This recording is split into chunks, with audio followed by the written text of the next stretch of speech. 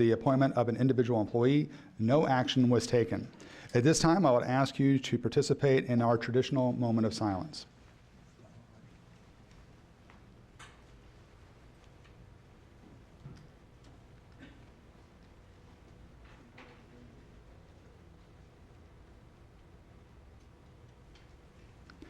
Thank you. Next, if you would please rise and join me in the Pledge of Allegiance.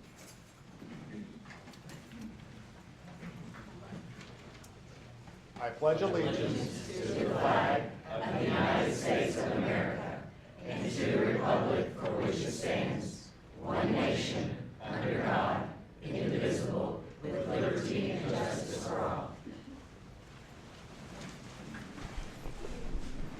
Thank you. At this time, I would like to ask Vice Chair Lisa Wilner to read our vision statement.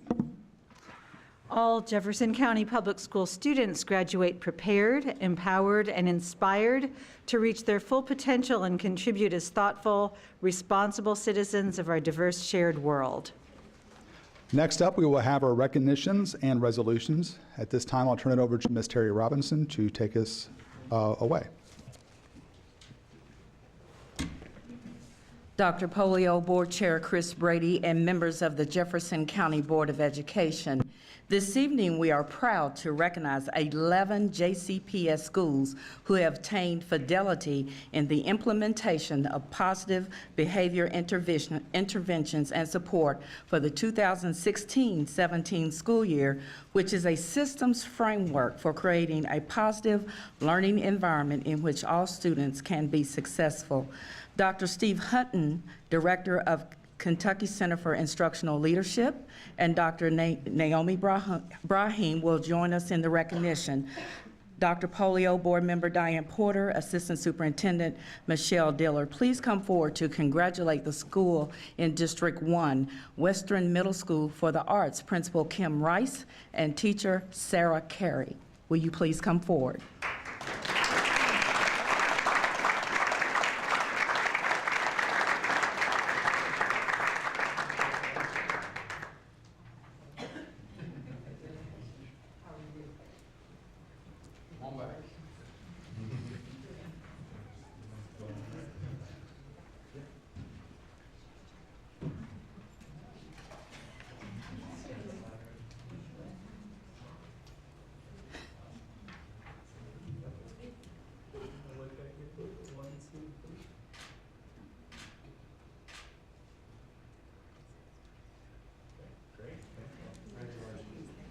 Dr. Polio, Board Member Dr. Chris Kolb, and Assistant Superintendents Dr. Alicia Everett and Michelle Dillard, please congratulate the schools in District 2, Brookline School Principal Heather Moss and Associate Principal Sam Casper, Goldsmith Elementary Principal Jeremy Renner, Assistant Principal Michael Hill, and Klondike Lane Elementary Principal Mark Boyer. Will you please come forward?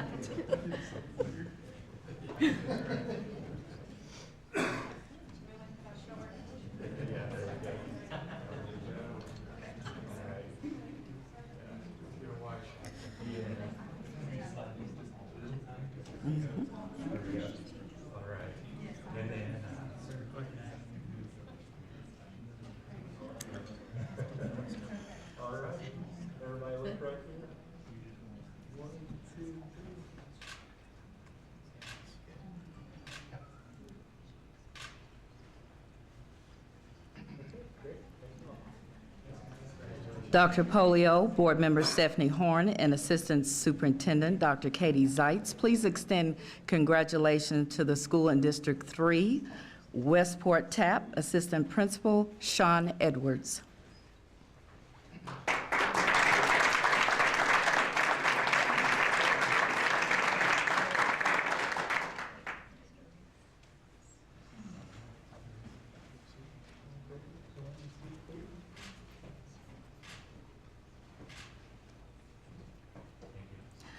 Dr. Polio, Board Member Benjamin Gees, and Assistant Superintendent Dr. Glenn Beatty, please congratulate the schools in District 4, Mill Creek Elementary, Sanders Elementary Principal Pam Cooper, and Shacklet Elementary Principal Kevin Garner.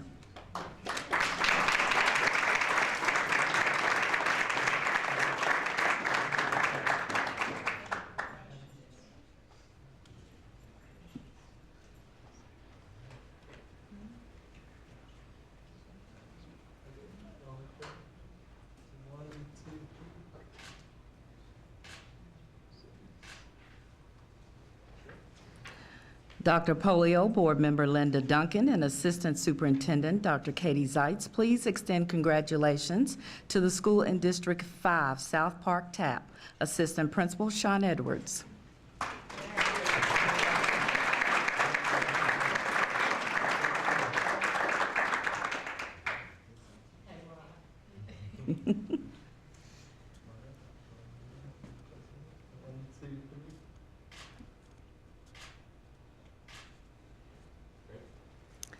Dr. Polio and Board Vice Chair Dr. Lisa Wilner, please congratulate the schools in District 6, Slaughter Elementary Principal Stacy Rowan and Smyrna Elementary Principal Dr. Tiffany Stith.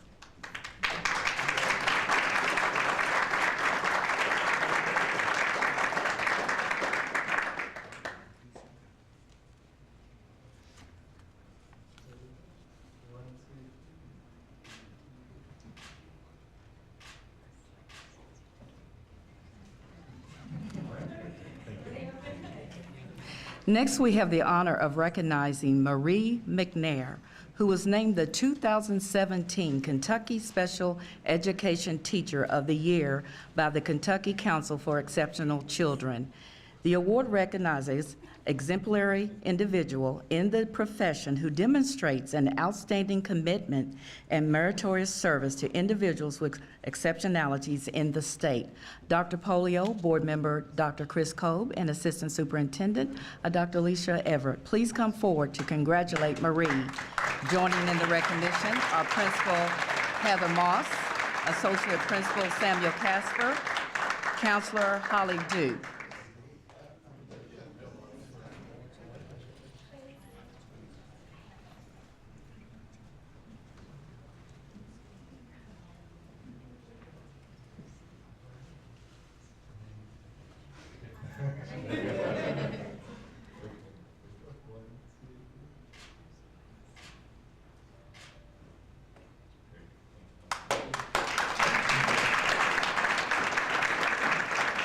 We have the honor of recognizing Odwin Hilton, a JCPS community partner in education, and Julie Wynn, a student at the Brown School, for receiving the 2017 WLKY Bell Award.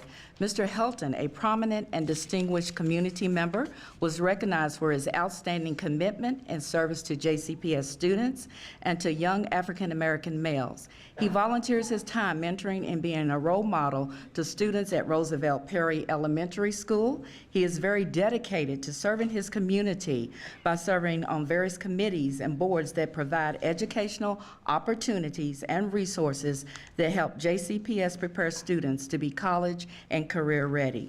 He is co-chair of the 15,000 Degrees Initiative and co-founder of the Omega Psi Phi Men of Quality Mentoring, and he also serves on the Black Male Achievement Steering Committee.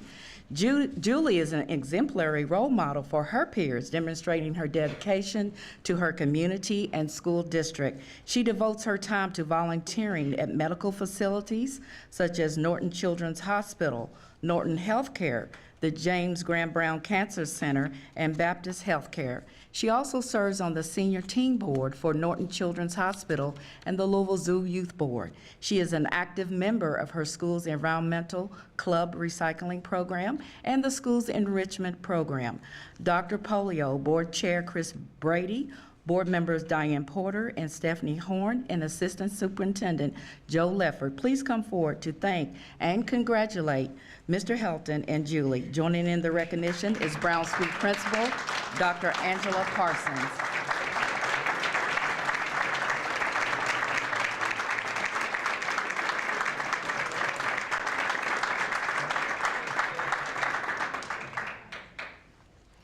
Julie's family is also here with us tonight to celebrate her recognition. Will you please stand and be recognized? Julie's family.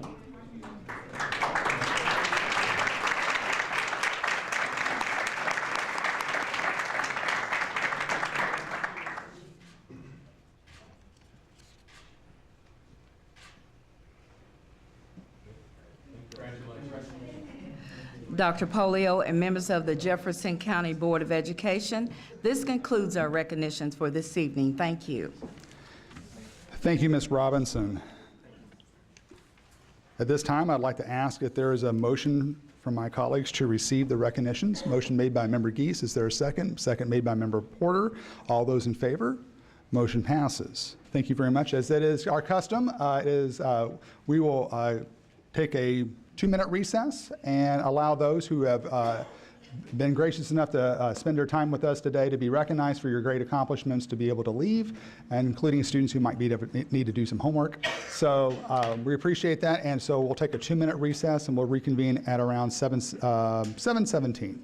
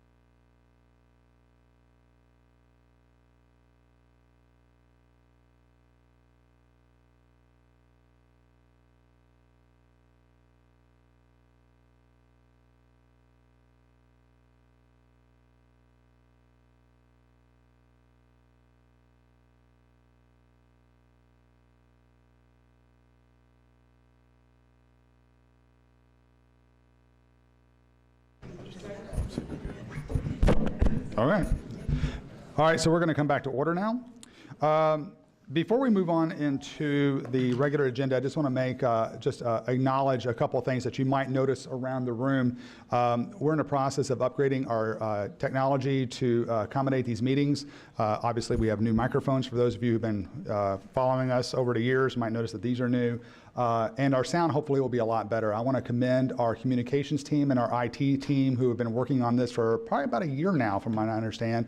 We also have some remote cameras that we have installed around the room. So when you're looking at this online, especially after the cable time goes away at 9:30, if we're still in session, then the quality of the picture should be better. You'll be able to see who's talking, who's presenting. You'll be able to see some of the meeting materials that we will be discussing, and hopefully that'll provide a better experience for those of you who are streaming at home. And obviously, as I said, the sound is already substantially better. So again, though, I want to commend our communications and our IT teams for working together to bring this together. So thank you. All right, so we're going to move on to our regular meeting agenda. First of all, is there a recommendation for approval of the meeting agenda? First of all, is there any revisions that anyone wishes to discuss? All right, hearing that there are no revisions, is there a motion to approve the agenda? Motion made by Member Kolb. Is there a second? Second made by Vice Chair Wellner. All those in favor? Motion passes. We are now on to our next item. The next item is a recommendation for approval of the minutes of the previous meeting. I would like to ask for a motion to approve the minutes of the November 28th meeting. Is there a motion? Motion made by Member Kolb. Is there a second? Second made by Member Duncan. All those in favor? Motion passes. Now we're on to our superintendent's report. So Dr. Polio, would you like to lead us in this item? Thank you, Chair Brady. Whoa. Things have changed a little bit, so appreciate that. And once again, I want to reiterate thanks to our IT maintenance staff and Dr. Razor in communications, Allison Martin, for their work in making sure that we have much better equipment, can be heard better. So thank you for that. We've struggled with the mics a little bit before this. So thank you for the opportunity once again, as this is our final board meeting for the calendar year 2017, and I tried to count today, I believe my 10th board meeting sitting in this chair, being official. It gave me the chance to reflect a little bit, and as we talk about improving culture and climate, I thought it was a good opportunity to really take a moment to recognize the employees and the staff that work in Jefferson County Public Schools. One of the things that I think that I have been struck by more than anything in my time is the employees that we have here, from the teachers, central office staff, bus drivers, custodians, cafeteria workers, clerks, teachers, everybody that we have here. The amount of professional, hardworking people has really inspired me. And so although I've been in the district for 21 years, I didn't realize the passionate and inspiring educators that we have across this district. I've talked to Dr. Coleman many times, and she's even told me coming in here that we have some fantastic schools and fantastic principals, fantastic teachers, and all types of educators in this district. And I'm not sure that we recognize them enough for the work that they do. And we do. We have problems that we have to deal with, and we continue to deal with those. But I think it's important that we also take a moment to recognize all of these employees for the great work that they've done. So not only the support that I feel like I've been given in this role that I've stepped into over the past 10 board meetings from our employees, but just the opportunity to go to 70 schools at least, I don't know what the official number is, and to interact with such a great group of professional educators has been inspirational to me. And I think I would put up our employees against anybody when it comes to the dedication and the work that we do in this district. So I want to take this opportunity to thank all of our educators that don't do this for any other reason. They're not doing it for paychecks. They're not doing it for large amounts of income, despite what people may say, that they're doing it because they're dedicated to the children of Jefferson County and to improve the lives of our kids every single day. And they work far greater hours than what they're paid for. So I just want to take a moment to do that. We've also encouraged our principals and division heads to take some time to thank staff, to celebrate with their staff the season, to smile together a little bit, to laugh together a little bit. That's a part of climate and culture. We're going to do that as a cabinet. We're going to laugh and smile together if it kills us. We're going to do it. We're going to do it. So we are committed to doing that. So I just think it's important that we, as we finish out the calendar year 2017, that we thank all of the hard workers all across this district, all 16,000, for the work that they do, and we will continue to be committed to making sure that our culture and climate, every one of our buildings continues to improve. With increasing student learning, I've also been inspired and really motivated by the work that we are seeing in schools around deeper learning. One of the first meetings I came to when I was first named to this position, our board members had some serious debate about a commitment to deeper learning and what was our financial commitment to deeper learning. And we had some deeper learning resource teachers who are doing fantastic work. But nothing says the commitment that we've had to deeper learning than the time spent over the past 2 weeks in exhibitions of student learning across our district. And we want to expand that, and we want every school and every student to have the chance to stand in front of community members and defend the work that they do, the learning that they have done with authentic products. But the examples that we have seen in Doss High School, Marion C. Moore, Minor Daniels, Wheatley, Knight, Whitney Young, Seneca, and others is really inspirational in the roadmap to where we want to go. And we have a team that is really putting our heads together about how we make this the norm and not the exception. And so the progress that has been made in regards to deeper learning in 6 months has been exceptional. And I just wanted to note that and specifically thank those schools. I would encourage all of our leaders, community members, anyone working in schools to get to these exhibition of student learning and have students discuss and talk about what they learned, because there's nothing more powerful than having a student actually discuss and defend what they have learned and not necessarily fill it in a bubble sheet for a test score. So thanks to all those schools that are doing that. We will continue the commitment to that. I also wanted to note on the other side of that, which is assessment, that we will begin second round of MAP assessment. The window will open in January, which will be a powerful time for us because we can bring back data on growth from first round of assessment to the second round of assessment. So that will be an important time for us as we come back in January to make sure that we are providing systems to monitor student growth in literacy and numeracy for every single one of our students in our district. And finally, around improving organizational coherence, tonight you will hear and hopefully approve our comprehensive district improvement plan. We'll talk about more as we move forward.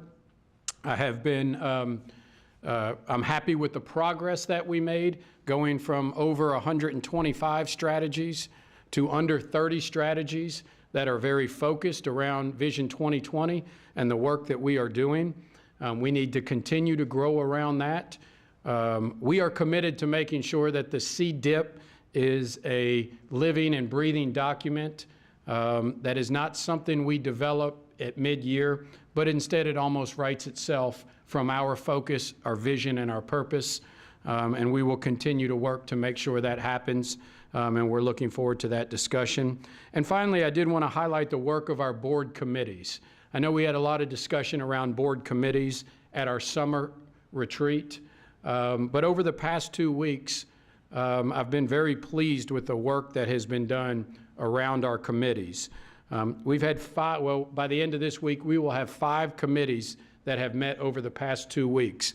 And it is a collection of central office staff members, board members, teachers, principals, community members, parents, and it is a true representation of our community, and I believe that the way true policy and collaboration should work. So I want to thank everybody for participating in that, and I just wanted to highlight the work of our Race Equity Ad Hoc Policy Committee, our overall Board Policy Committee, the Student Assignment Ad Hoc Committee, the Facilities Committee, and the Finance Committee, who are all doing very important work to make sure that we bring back policies, proposals to the board that have really gone through our community with a lot of discussion and planning. So thanks to everybody who's participating in that, because I think it makes us better as a district when we do that work.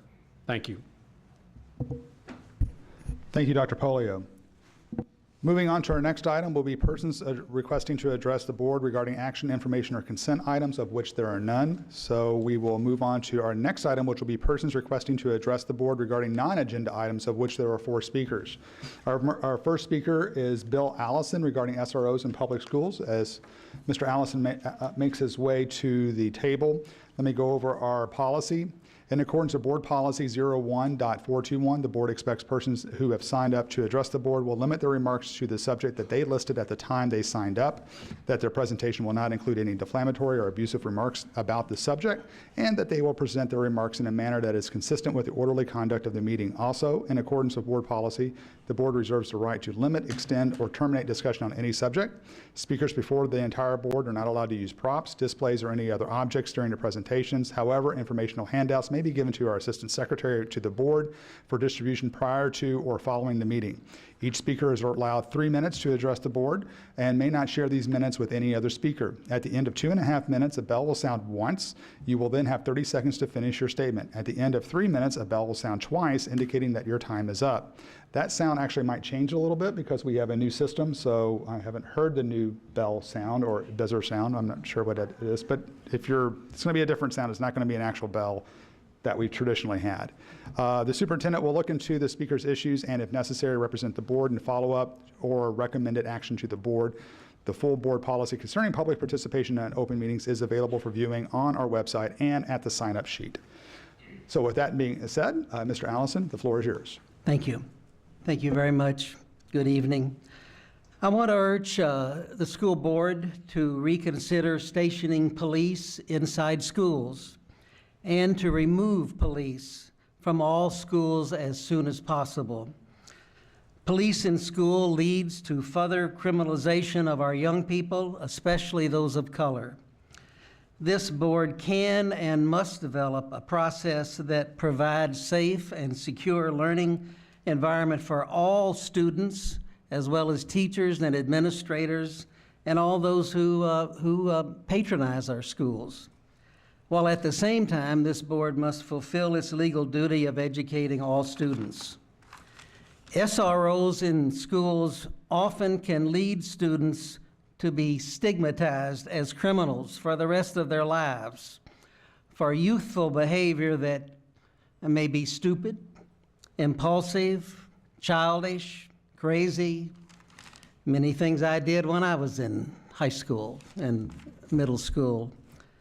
But they should not be categorized as criminals. I know from 10 years employed with JCTA representing teachers that there are disruptive students that can make it impossible for teachers to teach. But disruptive students are not criminals. They need help, these students, from social workers, psychologists, that teachers really are not trained to give. SROs arresting disruptive kids is not the answer. And SROs are not trained to deal with kids' psychological and emotional problems. National statistics show that Black students are more than twice as likely as white students to be referred for law enforcement. I would urge the board to see what the JCPS statistics are for that. JCPS students come from all sectors of our community, those students that have few problems. And they also come from families that are dysfunctional, that homeless kids, abusive homes, and poverty. Students bring extra needs, many students bring extra needs to school. In order to learn, those needs must be met or the learning process will not take place. Police in schools are not qualified to meet those needs. Counselors, social workers, psychologists, and administrators are. Thank you very much for allowing me to make a statement tonight.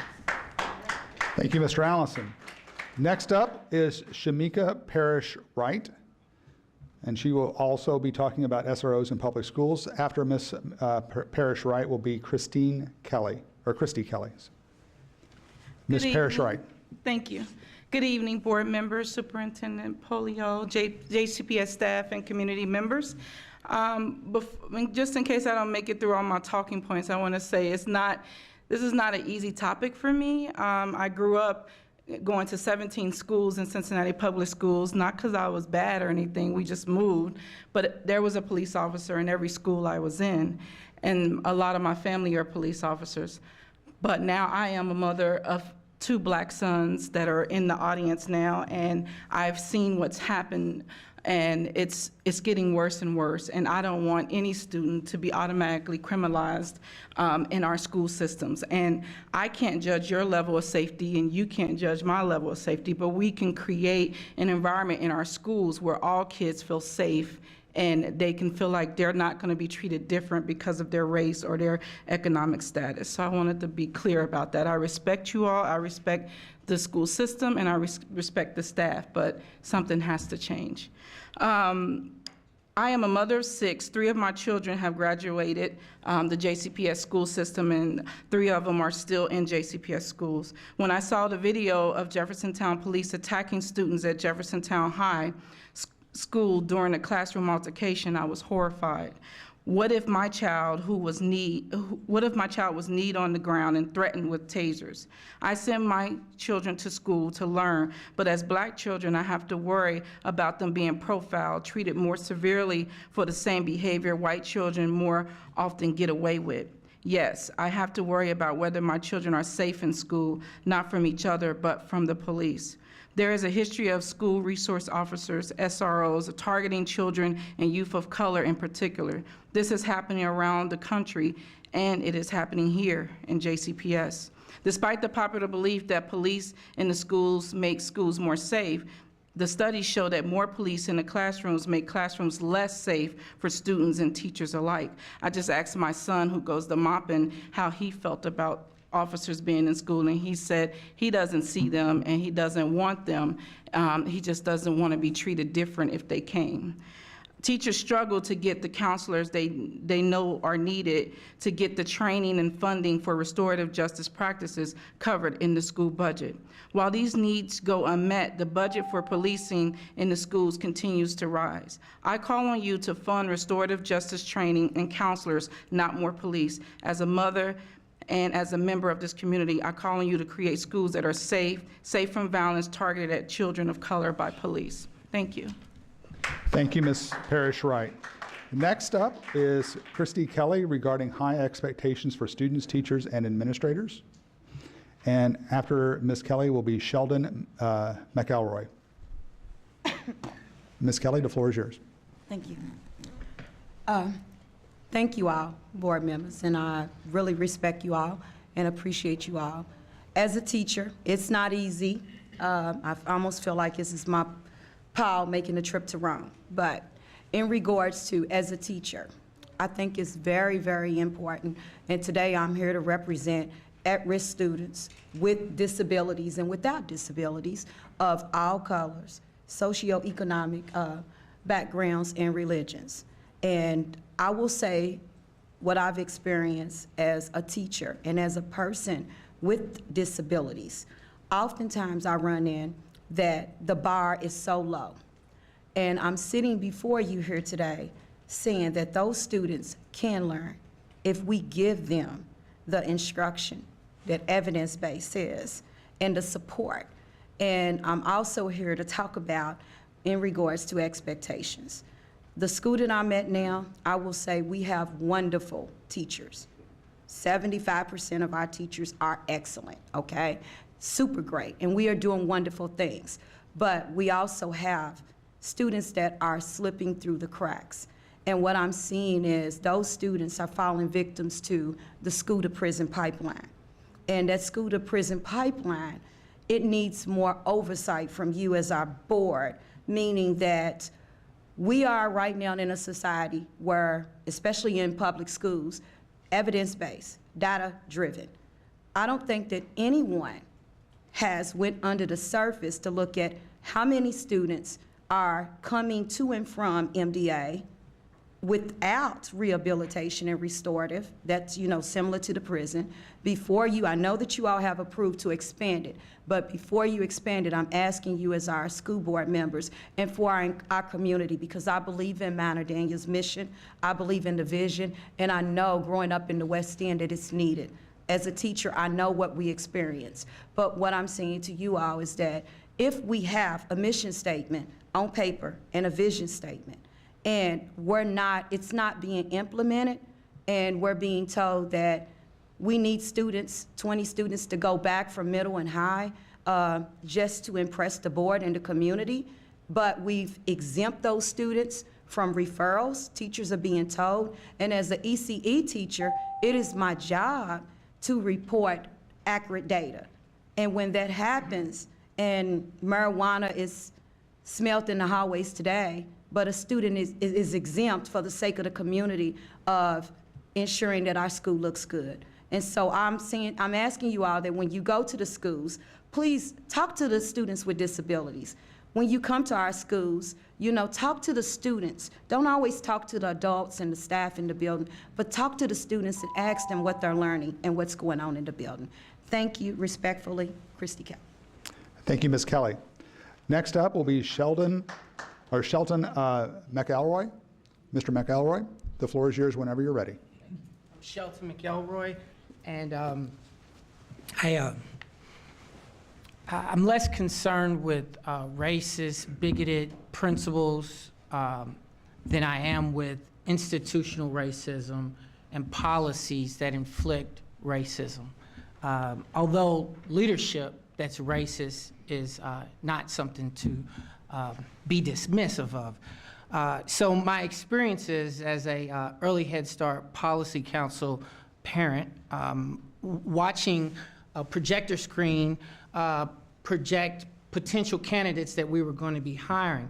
And next to their names were letters, A, B, C, and D. And so I inquired as to what that referenced. And so for white males, they were categorized as A's, white females, B's, black males, C's, and our sisters were categorized as D's. And so, and maybe that's changed, but what I want you to follow is the thread of how institutional racism seeps into our practice and policy. So if I categorized potential hires like that, what if I categorized teachers like that? And what if I got our students? And what if I got a roster and I had so many D's, so many A's, so many B's?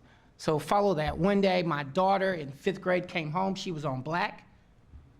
Anybody know about the color code for behavior? My daughter was on black. And so I wrote Ms. McDonald an email asking why. And she said she just grabbed that colored construction paper. And that was the problem. So we've been solving problems with police that we've, in our community, not JCPS, our community, nationwide. And my father's a police officer. I promise you, you would not want him in your child's school. Spare the rod, spoil the child. So anyway, we have been solving problems with police that police are not trained to solve. Right? Mental health issues, police show up on the scene. They have within their powers the ability to destroy the body. And they're showing up to solve social justice problems, to solve mental health problems. And now we've decided, well, they're good at some of the things they do, right? Let's have them solve problems with our kids.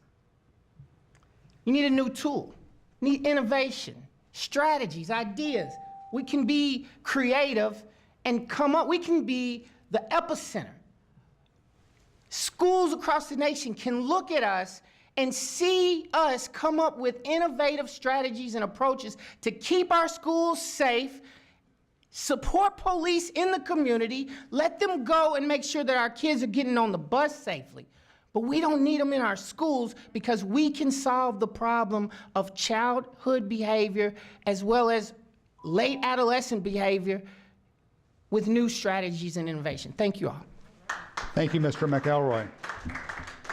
That concludes our public speakers for this evening. We are now going to move on into action items, and our first action item is the recommendation for approval of the 2018 legislative agenda. Dr. Polio, would you like to lead us through this item? Yes, thank you. And we will have our friends from MMLK join us, and then Jonathan is going to pass out some more items, I believe. The updated version.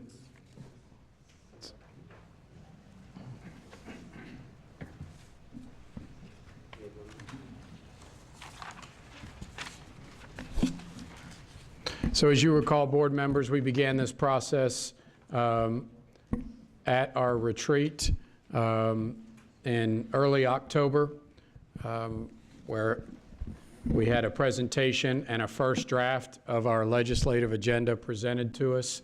So I believe that was early October, where we took some time and had a couple hours of discussion about these items and where we wanted to go, and then have worked along the way to get your feedback and then continue the process. So I'm going to turn it over to Jonathan to talk a little bit about the legislative agenda.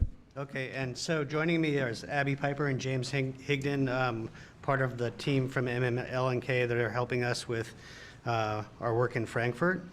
As Dr. Polio said, we've seen this a number of times, and that's actually a reason why this is somewhat color-coded. The base, the black and white, is essentially what we talked about at the retreat in October.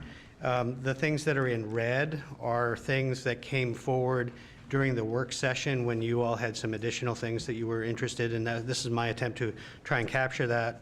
And then in the intervening time, there have been some other suggestions that came from board members that Dr. Polio thought were worthy of bringing forward as recommendations for inclusion. So I'm not going to walk through all of them line by line, but I do want to kind of point out a few of the changes that you can see. On funding for elementary and secondary education, we changed the language from maintain to increase funding. We enhanced the language around essential skills legislation. We are, very certain that there will be legislation from Representative Shell, who's the House Majority Floor Leader. So that's going to be active legislation that we can help work with them. Gave some additional language that included language from KSBA regarding thinking of these as a life preparation and not as new graduation requirements. That's in yellow. Under the KTRS and CERS, we kind of tightened the language to talk more specifically about what we're hoping to see as opposed to things that have already happened. Student assignment, that remains the same, as does the language regarding the use of public funds for non-public schools. There were two additional items that were brought forward. One regarding the Superintendent Screening Committee, based on your experience right now, to make sure that that screening committee has improved the process by which there is racial and ethnic diversity, and also to include student representation on that. So that's work that we can do with the General Assembly. And then finally, to work with KSBA, KASA, KASS to improve the tribunal process so that due process for certified staff is maintained, but that it's a more consistent and effective process. And that's what we're looking at the moment. Is there any discussion regarding this item? Board members? Member Porter. Thank you for the information that you're sharing tonight.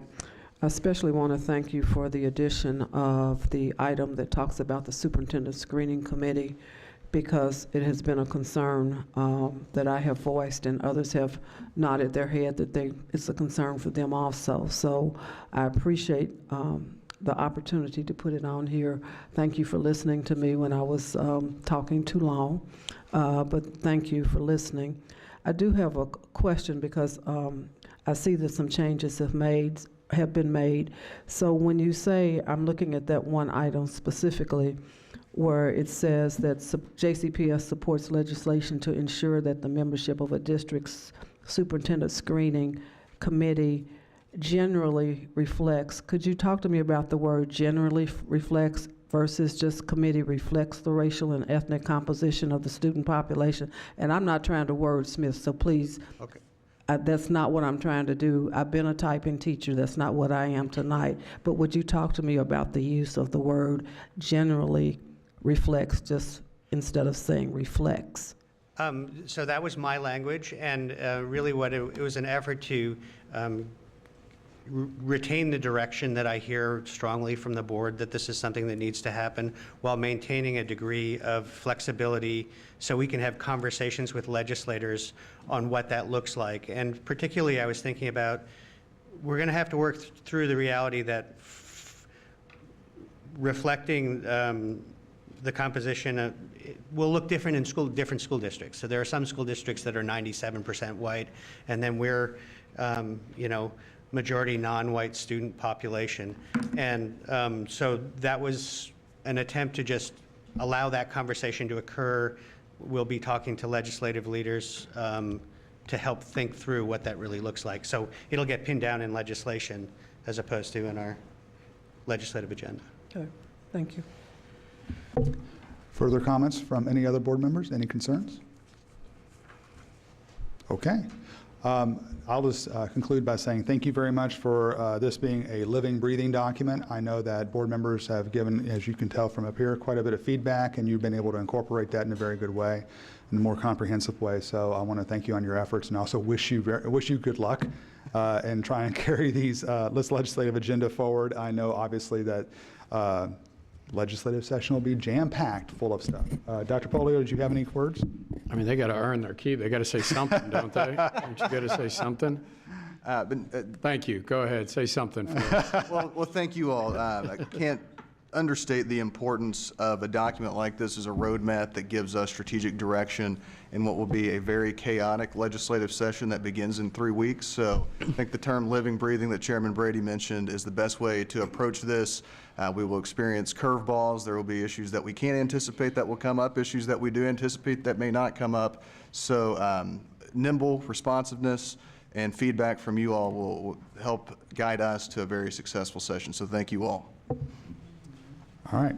Thank you. So is there a motion to approve the 2018 legislative agenda? Motion made by Member Duncan, seconded by Member Geese. All those in favor?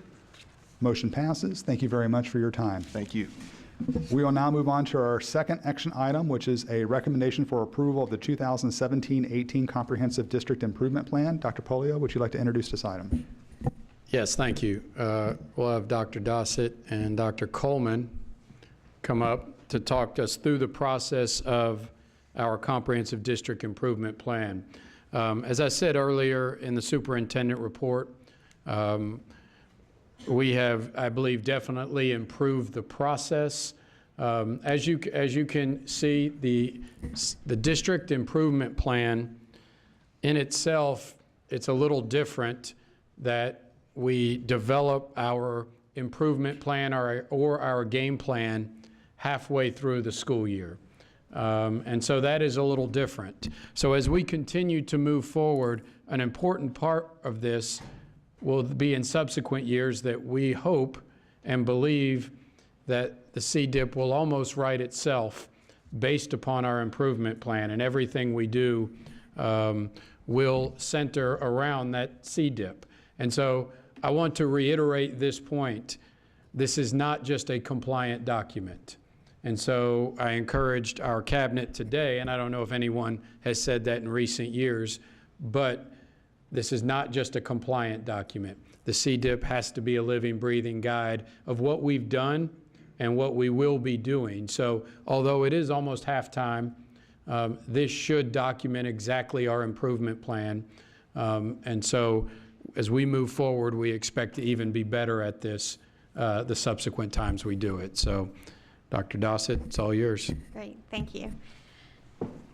I'm glad these are adjustable. I was feeling a little short, so great. So I wanted to just highlight a few of the changes. At the last board meeting, we shared some of those changes that are happening with the school improvement planning and the district improvement planning. So just wanted to reiterate the idea that this is really a process, that what you're approving hopefully tonight is kind of like what you would consider the first draft, but there's opportunities to come back and revisit and check in and make adjustments as we go. And so when looking at the improvement planning cycle and keeping focused on that process, it really is looking at where are we And that really started in July and August when Dr. Polio came on. So establishing those 3 focus areas, really driving the message to, and with our schools around those 3 focus areas, building a team,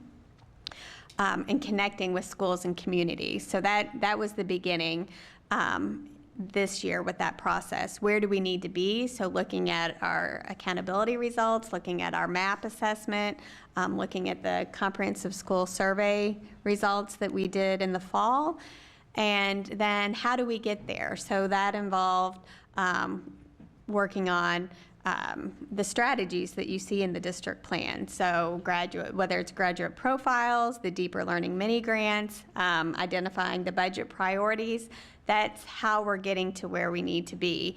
And so that's what you see on the outside of the circle. On the inside of the circle are those milestones of where the process falls in with the Kentucky Department of Education in terms of developing a CDIP, doing a needs assessment, progress monitoring. And so the point with this graphic is really just to recognize that it is a reflection of our current work, that it's not necessarily a compliance document anymore, but this is the work that we're doing. And so moving from 185 strategies down to 27. So what we're trying to do there is really highlight the key leverage strategies and the high impact. So just to kind of talk briefly about the process and then the content. So it is a reflection of our current work. We can make changes along the way. I think it's similar to what we do with the budget process now. So we have a tentative, a draft, a working budget, and we can think about the CDIP aligning with that process. Can I also say, I think an important point will be that this is a circular, and we will hope that as we move forward in years to come, that the CDIP is very similar year to year. That when I think we are doing well is when it looks the same year to year. Obviously, there's adjustments, but our focus areas and what we're working on is similar to the year before. Now, we adjust it, we update it, but not to the point where it's a complete change every single year, and that's when we start doing well. So when you look at the process now, when we focus in on the content, so we're trying to highlight the changes both to the process and the content. So moving down to those high impact strategies. And so we've identified these 27 strategies for 17-18, as well as moving and pivoting towards the 18-19 school year with looking at some of the work around the organizational coherence side in terms of the Louisville Promise, cycle-based budgeting, priority, the budget priorities for 18-19 school year, and building some of those organizational coherent systems and structures and putting those in place. And so within each of these strategies, and in the vast majority of the strategies, you'll be able to see collaboration across departmental teams in terms of working together on these big key leverage strategies. Where we still have room to grow, again, this isn't the perfect document, so there's still work to be done on connecting across strategies. So making sure that when we move the needle on one strategy, that we recognize that it's impacting multiple ones. And so that comes with including and wrapping around and bringing in more people to have these conversations. So this started with cabinet and instructional cabinet working on identifying the key strategies, but each of these strategies reflects multiple divisions across the district and schools. And so I just want to note that and also recognize that this CDIP in particular was developed on a pretty tight timeline in terms of we had a new platform, new systems, so new team in some regard. And so there's, we just have to recognize that it probably doesn't have everything we need in there, but I think moves towards the right direction of where we're trying to go. And so that's the beauty of this new process is we can always come back and make adjustments as we need to. So with that, I'll open it up to questions, and we can. You gonna let Dr. Coleman come in at all? Sure. I'm nodding at the appropriate times. You think? Yes, yeah. No, I think it's important I think it's worth noting again that we had almost 200 activities before. I mean, activity doesn't, it's not synonymous with achievement. And that's really important. So the fact that we're down to 27, that doesn't mean we're not going to pilot some things and do some, but we're not trying to capture all of that here. We're trying to get to the big items. And Dina's right when she says we had a tight turnaround. We had a tight turnaround. But it was pretty nice that we could all list pretty quickly, here are the big key things. But knowing that this is a living document and that's how it should be. So this is just the beginning.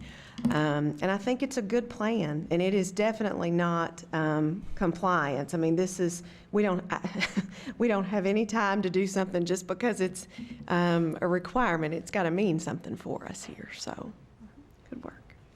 And one last piece to build on what Carmen has mentioned, that with each of these strategies, we've identified measures or indicators of success and progress monitoring. And so that's something new that we didn't have in previous district improvement plans.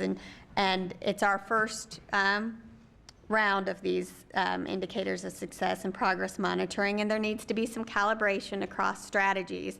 But that's what's going to drive the actual work plans around each of these strategies. So just want to mention that that is also new to the CDIP this year. Any board members have some questions? Vice Chair Wellner. Thank you so much for this presentation and for what a vast improvement this is over past CDIPs. You know, you really start to see the themes, the integrity of what it is we're trying to do. And when we adopted a new strategic plan that really focused on that deeper learning piece, this is the first time we've seen a CDIP that really reflects that. So does that mean my time is up? That's it. Okay, I'll stop. Thank you. I know there was a tremendous amount of work that had to go into that and just streamlining the strategies instead of just throwing everything we can think of at the concerns. So just a couple of specific things that I guess, and I love that this is a living, breathing document, as you keep saying. One request I would make, just as one board member, is that as the changes are made, that they come back to the board, not for our approval, but just so we can see the evolution of the work that we've worked so hard to plan, you know, the vision of it. So just a couple of things. So the second priority, that increasing capacity, improving culture and climate. So in the strategic plan, the big focus there really is on professional development of our school administrators, our teachers, our other, you know, folks who have direct contact with students. And I don't see maybe as much of an emphasis there. You know, I see a lot of the culture building kinds of things, but what are we doing to really give our teachers and those who support them the supports, the skills, the tools that they need, because we're asking them to do something very different from what they've been asked to do before that we think will be enriching for them as well as their students, but don't want to leave out. And I guess, right. Carmen, I know that you're doing that work already. I would just love to see it reflected in the plan a little more. Yeah, that's a good point, because we are doing lots of, we've done lots already with project-based learning training, and lots of that was taking place when I came on board already. But there are many things that we will be doing, so we can definitely be more specific about that, and of course adding to it as we learn about new things we could do. So I would say though that in the column there, that under the key strategies, restorative practices, multi-tiered systems of support, cultural competence, trauma-informed care, and leadership training all really touch on professional development. So we might need to be a little more specific within the document, but I think that's what we're trying to get out there. Mm-hmm. Well, that leads me to my next part of the question. So all these things, cultural competence, restorative practices, social emotional learning, all of these pieces should be infused in every single thing we're doing.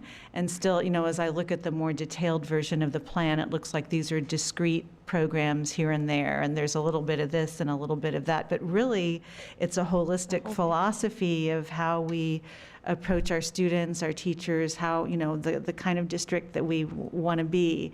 So, and I know that this is still a work in progress, so this is not a criticism, but I just want to point it out that we're still seem a little bit broken into pieces in some ways. Mm-hmm. Yeah. We definitely have coherence work to do with that. Member Duncan. I went to the local school board member advisory council meeting, and one of the things that we spent a lot of time on was the accountability system. And one of the criticisms that the federal government, or it's not really a criticism, but it was a weakness that they saw in the system, was that we don't account for growth.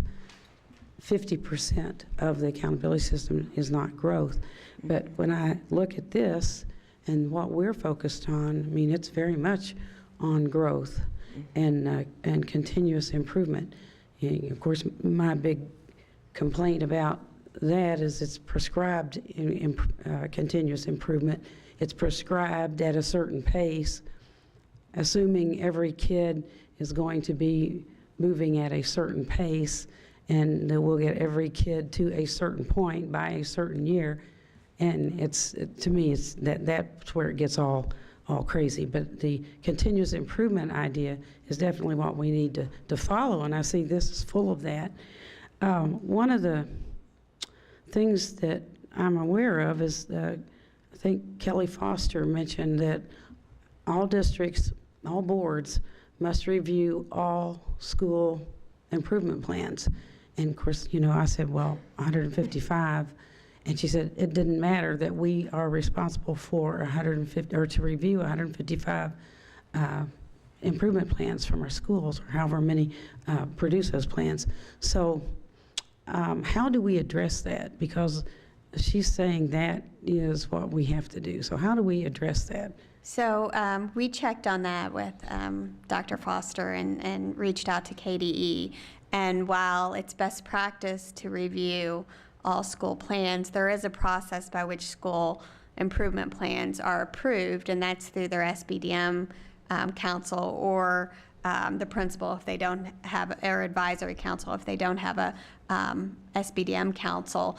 So it's really around best practice to review, not necessarily to approve. And so it might be not necessarily looking at 155, but looking at the plans that are in your district or across your district. We have a website that has all school plans listed there, and so we can share that with you. One of the things that, just to kind of piggyback on that, one of the strategies that we're working on and that we worked on with this process is we were learning it as we were training and working with our schools and supporting our schools. And so when we were conducting the training sessions with our schools would say, well, what does the district plan look like? And we're like, okay, here's version 1, here's version 19. And so, that's information that we would share with them so that they could look at it and build their plan so that we can work on that organizational coherence, so that school plans are looking similar to the district plan, and we're all, what do we stand for? What's our North Star? That we're all developing plans that are that have that as the focus. And so I just want to say that we are aware of the challenges with the big district of making sure that schools are working together and that we're aligned with our work. And that's something that we, as we were rolling out the training, that we were trying to keep schools abreast of where we were with the district plan. So, and that's something that I think will get better next year when we have a little bit more breathing room and time to do that. All right, very good. This whole thing is built on the assumption that every year we're going to be moving forward. We have to improve, And every improvement requires additional resources. And then when you factor in and add in increasing numbers of at-risk kids being added, it makes you wonder, where are these increasing resources coming from to support this rise that this trajectory that we have to be on? Where are those resources coming from? And I mean, that's what I think of the entire time that I'm reading through this. I'm worrying about how do we meet the resource needs of this? But I do see its emphasis is right. We want to improve, and it is about growth. So that part I'm very happy about that. It's not anything to do with us. It's about that whole notion that we are expected all across the country to build these plans to perfection, and the pace is what gets dictated to us. And it's very troublesome for me when you have kids who don't always learn. They improve, but they don't improve at that pace. And so you don't really get the credit for their improving, or they don't get the credit for their improving. They think they're not improving, or they're not good enough because they're not at that pace. But it's not anything that we control. I understand that. Well, a couple of points on that. One around the funding. So that's one of the areas. It's a good thing you had a work session on revenue increasing. No, but one of the areas that we're including in our plan is around differentiated support and thinking about exploring student need based budgeting and what would that look like. And so that's part of what we will be doing in 18-19. But to address your other point around growth and targets, setting targets, one of the advantages of this new model for the district improvement plan is, while we do have delivery targets that will be set by the state and that we will be held accountable for, it does allow flexibility for us to set our own targets around growth. And so I think when we're able to come back to you with a version 2.0 or 3.0 or whatever that version number is, that you'll start to see some other ways to look at student growth from more of a strengths-based approach than a deficit. So when we talk, Carmen talks about it really well in terms of a backpack. So it's not only the literacy and the numeracy skills, but it's all of those other capacities and dispositions that we're wanting our students to grow in. And I think we'll be able to build that into this plan moving forward. So I don't know if you want to add anything about that. We can talk about that a lot, but. Thank you. Member Geese, and then Member Horn. Could you speak to me about your plan regarding our graduation rate? I noticed that you had that in the more detailed version of the document. If you could explain that goal to us. Well, so even before getting into specifics, I mean, I could really talk about this a lot, and I'll try to, but I really believe that it's our job as a school district to be sure that every student graduates with a plan, not only meeting the minimum benchmarks. I mean, those are just what they are. They're minimum benchmarks. But we've got to make sure that our kids are graduating with a plan, and a defensible plan. And I really, I want to see us get to that point where we can honestly say, we know that every kid that we hand a diploma to on graduation day, that's really a ticket to success, and we have to know it. And right now, I would say that most high schools in the country can't tell you that that's happening. And so I think if we start today, I was in a high school, and you know, I asked a couple questions. One is, what if college and career readiness was a must? Right now, we want to achieve that for every child, but what if it was a must? And what if the second must was that every student graduated with a plan, a hard evidence of a plan? How would that change? How would that change what we do here? And so I'm asking that question a lot. And we're going to keep on asking that question, because and a graduation rate is only, I mean, that's a measure, but really the question is, what does that diploma mean? And if all it means is that a child has served their time and that they've graduated with at least D pluses, that graduation rate really doesn't say a lot to me. You know, I want to know, yes, they have to graduate, but I want to know what's the currency and what's the value of that diploma.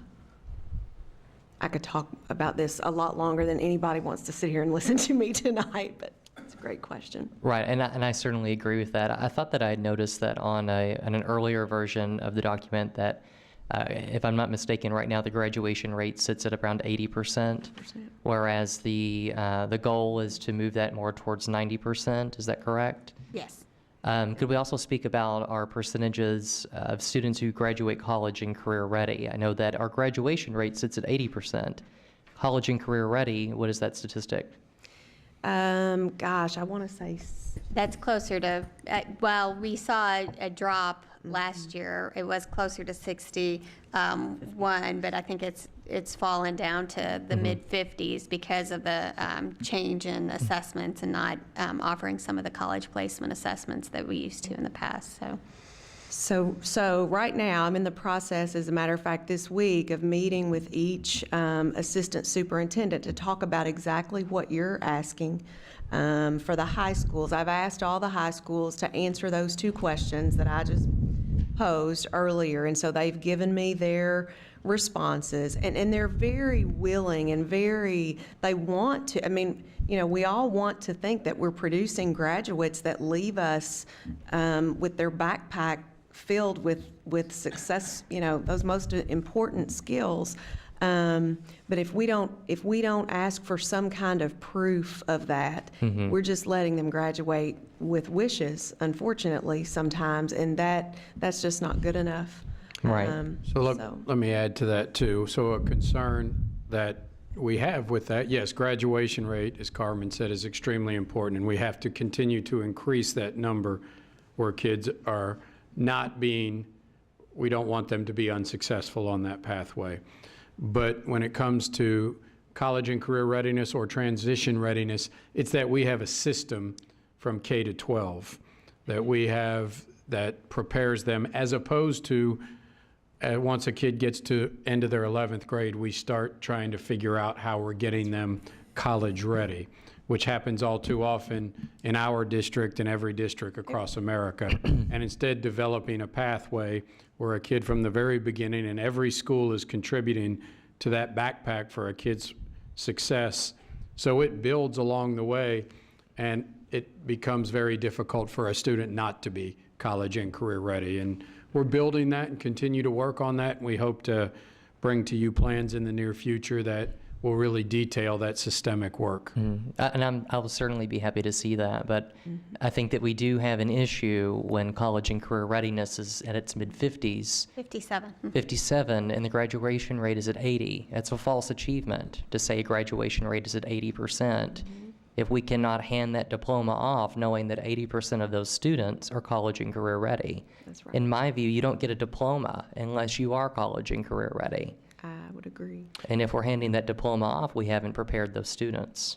And I think there is a concern of whether has been a valid measure of whether a kid is college and career ready. So there shouldn't be a gap, but even if it was, and I think what Dr. Coleman says a lot, even if they matched identically, we would have to have concerns as whether that 80% is actually college and career ready. So not only just a statistic for accountability, which is important, but that the students are actually college and career ready, that they walk across the stage and get a diploma and have an acceptance letter to a college and a plan and have a job offer waiting for them, and they have the skills and dispositions to be successful when they get on that college campus.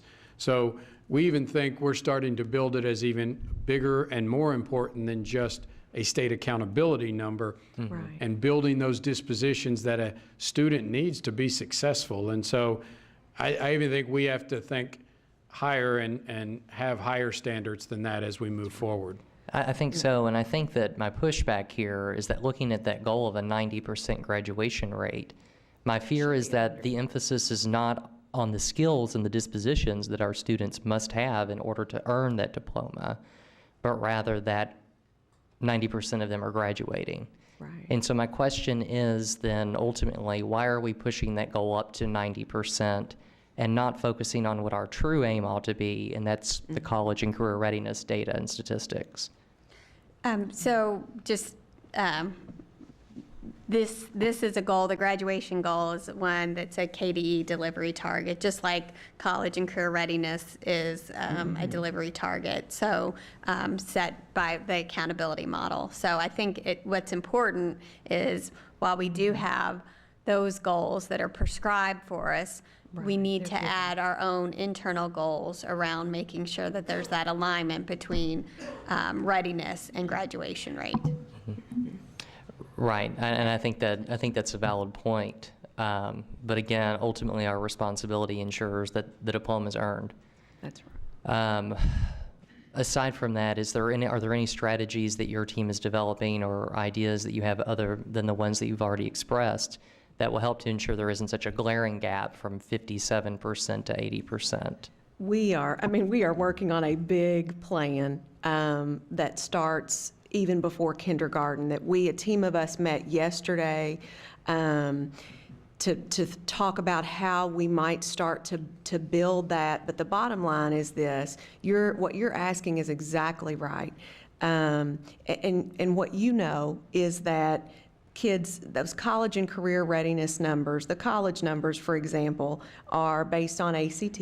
Kids take the ACT as juniors. We get the scores back in the summer, and then the senior year is spent trying to just get them to the minimum benchmark. And we know that minimum benchmark isn't going to get them into college anywhere. So we've got to rethink the whole system so that we don't want to spend their senior year just clawing our way to the benchmark. They need to be doing internships. They need to be exploring when it's free, right? And so this whole backpack idea is really about a graduate profile that we start working toward with kids the minute they set foot in the door. Mm-hmm. I think it's a game changer. My experience is that was the case. So we're excited to share it with you. And simply put, I mean, we can't expect we've had no system of tracking universally kids' literacy and numeracy skills that leads to success on ACT. So we can't expect at the 11th grade to start pushing to meet ACT benchmarks.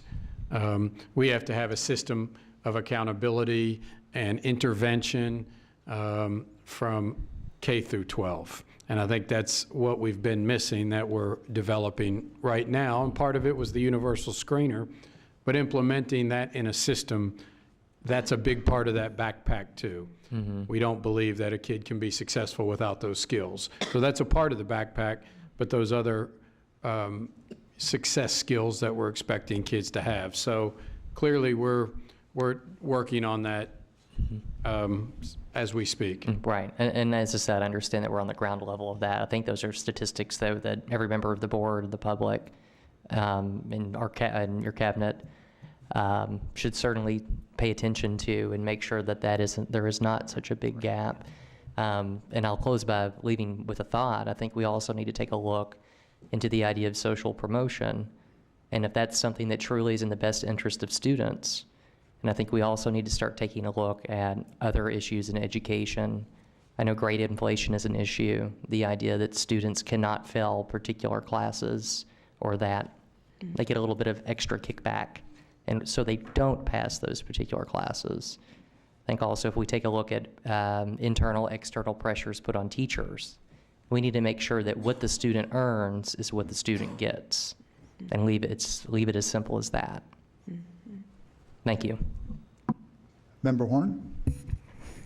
I just want to thank you for this presentation, but also for all this hard work of the planning department. The planning department, in combination with, basically all the other departments, I am so excited to finally see like the CDIP be utilized to drive our board strategic plan. So I can see the 3 categories now clearly, a little bit clearer even than our strategic plan. I can't wait till we correlate the strategic plan with the verbiage that we're using, but it is a work in progress that is definitely worth, taking. I can see that we have goals and we have outcomes. We can see objectives, the strategy that's going to be utilized by, Dr. Polio and his team. This is what you're recommending. I am interested in I can see the progress monitoring, what the board, if we have 27, I guess, strategies that you all are going to do to drive the outcomes we want to see. The progress monitoring, they're not on this document. It doesn't say like the survey data from PD experiences. It doesn't say what survey data we want to see. So I am interested, not now, but just, moving forward when on these 27 strategies that we're going to use to drive outcomes, when we will be hearing back from the persons that are responsible, and what is the plan, in this school year and into the next, because obviously this is a continuous improvement, project. But when will we be getting the report out to see if you all believe that the strategies are working? Some of them will take a year, some will take 2 years. So basically looking at each of these 27 key strategies, what is their timeline for renewal? And then how, of course, does it tie into the budget, the funding? So look at the progress monitoring, the outcomes, we can see measures of success, but, looking for the outcomes we want to see, and then are we funding it? So like, I guess I'm excited for this, to participate in this process. I think the Finance Committee, we are, it definitely helps the work because we are, we're looking at paying for it, but this gives us the meat to see if the strategies that you all are recommending actually are driving the outcomes we want to see, and whether that's what we're funding or not. So but that plan, I'd like to see further developed on the board monitoring of that, and when we're going to be getting that information. So I don't. Yeah, and thank you, and I would be remiss if I didn't recognize Florence Chang and Leslie Taylor for their work in helping do the heavy lifting, thinking, and organizing. And so part of their next steps will be calibrating that progress monitoring in those work plans so that they're aligned across strategies, so that we can do exactly what you're right. It's exciting work. I think the one just like little teeny comment, again, don't want to wordsmith, but I see so clearly the first goal that's listed, where it's student engagement, voice, agency, sense of belonging. It's the number one thing on our list. And it's so exciting to see like what we did as a board.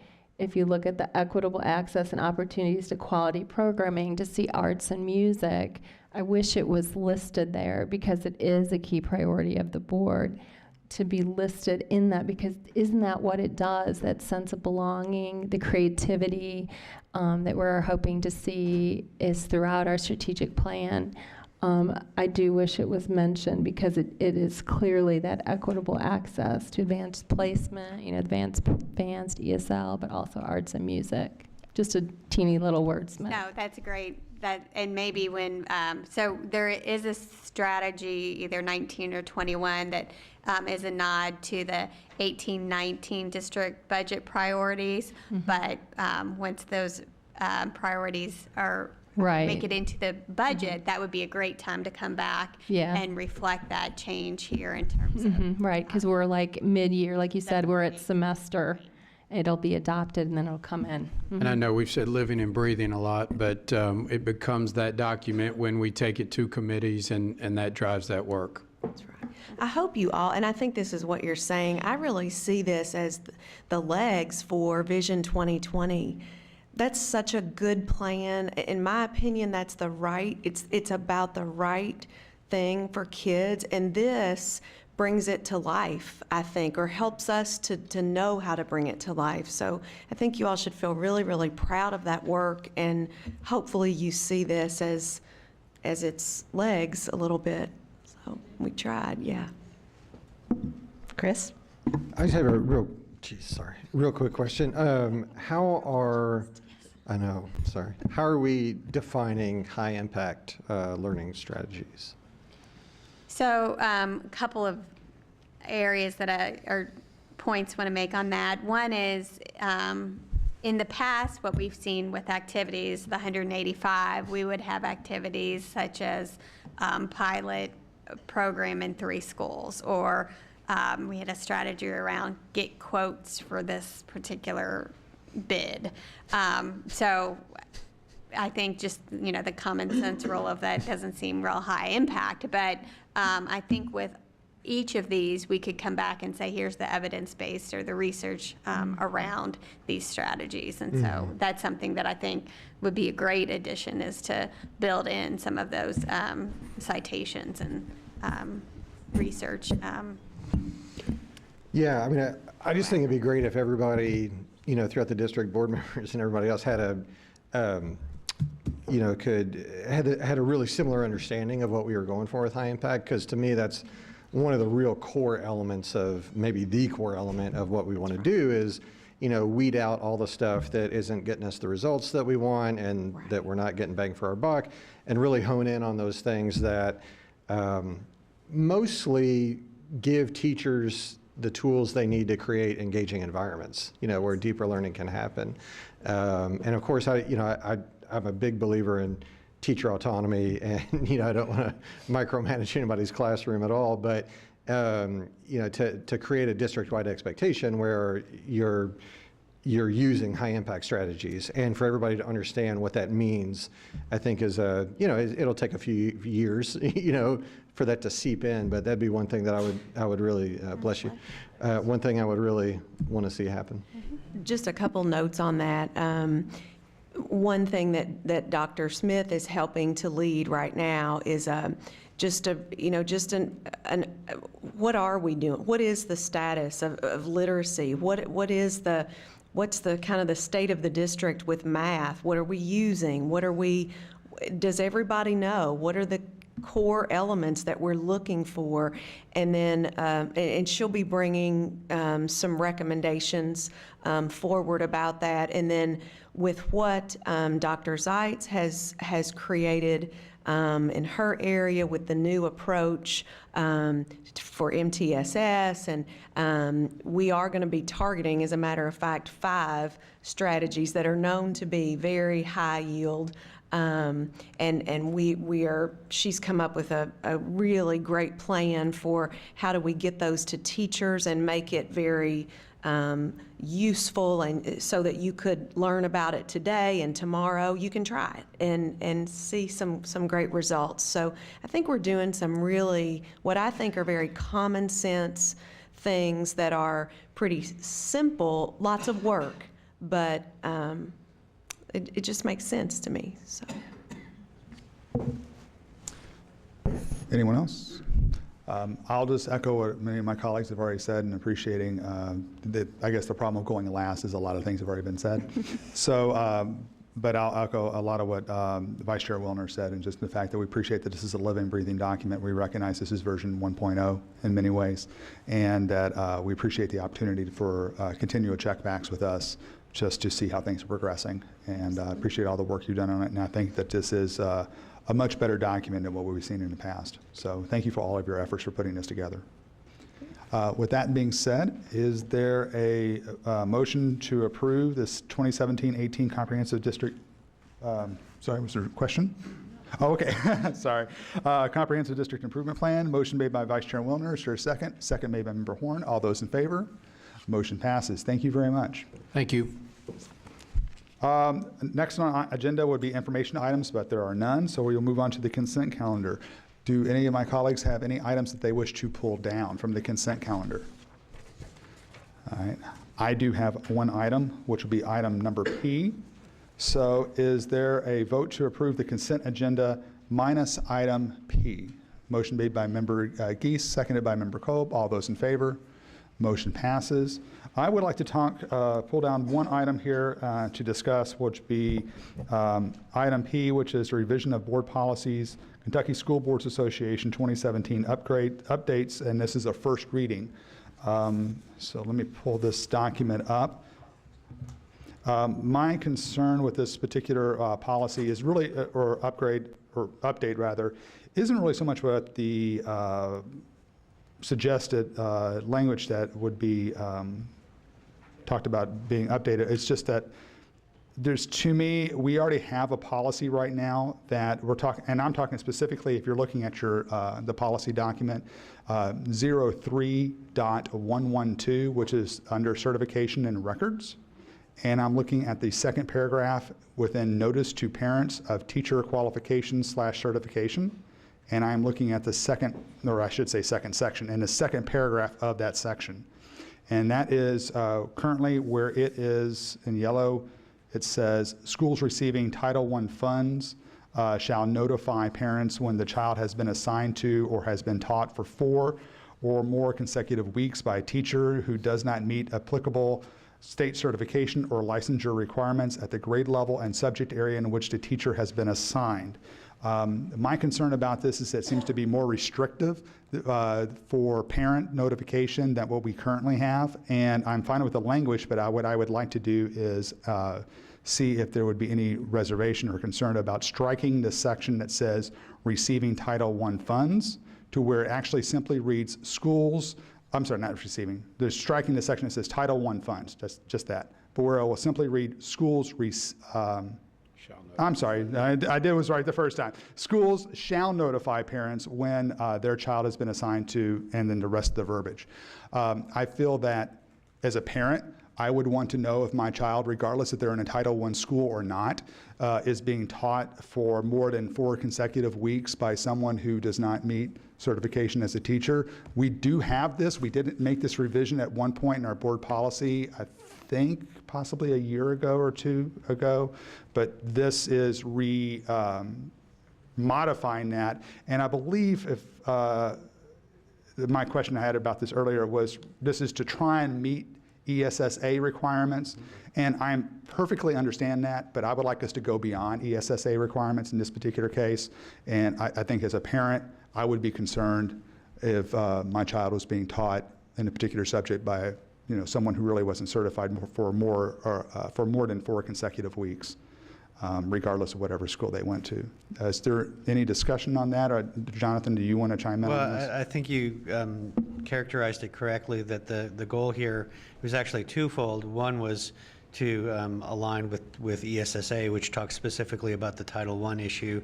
And then the second thing that new language does is that rather than talking about substitute teachers or paraprofessionals, it says things in a more general way, teachers that don't meet state certification and licensure requirements. So that means we don't have to change it all the time as the requirements at the state level change. Yeah, and I'm also speaking a little bit from experience on this as well, because when I did substitute teaching, well before my time on the board, one of my first assignments was a very long-term sub job at one of our high schools, basically teaching introduction to computer class. And the issue there was that they had so many more students than they had anticipated. They just basically added another class, and they didn't have another teacher. It took until the beginning of the year. So the first half of the school year, and I was the 3rd or 4th sub that this class had, but they didn't actually get a certified teacher until January. Now, I'm happy to sub, and it was a great experience, but if I was a parent of one of those children, I would certainly want to be notified of that and see if there's, get an idea of how to supplement that particular instruction, because I know as coming in as the 3rd or 4th sub that they had, I basically had to start over. And I'm sure that the certified teacher probably started over with what I was trying to do because there was no transition whatsoever, during that break, during Christmas break. So I'm kind of speaking from experience. Now, that was many years ago. So let me also say that wasn't a recent history. This was back in like 08, 09.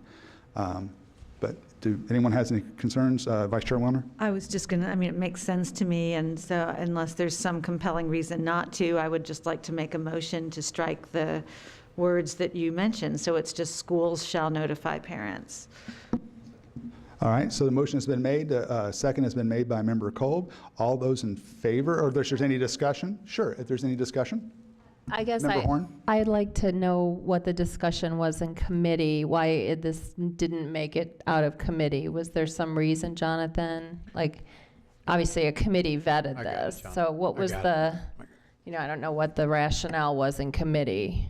Well, this is recommended language by KSBA, which most of our policies were going by recommended language of KSBA, which that's the requirement. And so the policy is to match the requirement. And that's what most of our policy changes have been about. So that's the only, but I don't see any issue or problem with making this, removing that and having all schools do it.